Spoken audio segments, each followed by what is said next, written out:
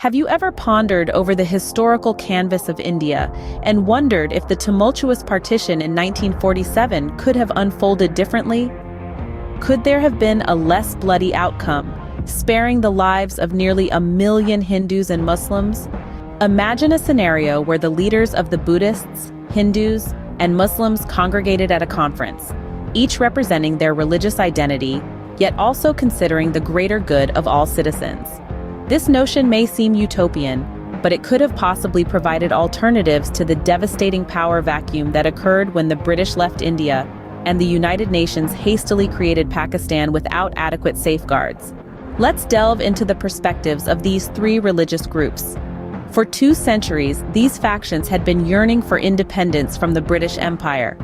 The song Vande Mataram became a patriotic call to arms against the British occupiers since the late 1880s.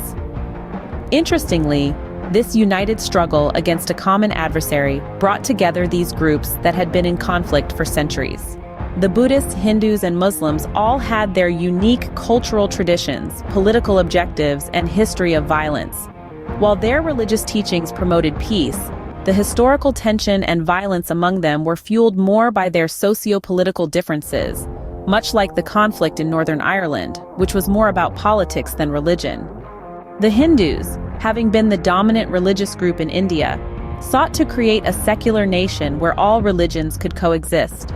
The Muslims, fearing marginalization in a Hindu-majority India, pushed for a separate nation.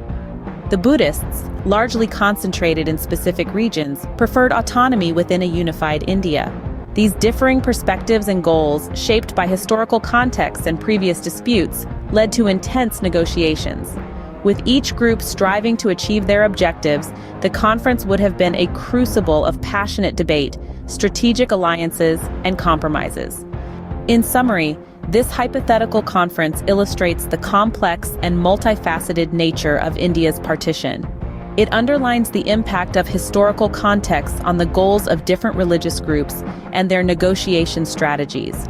It also provokes thought on how events could have turned out differently and the historical forces that make such processes of change so challenging.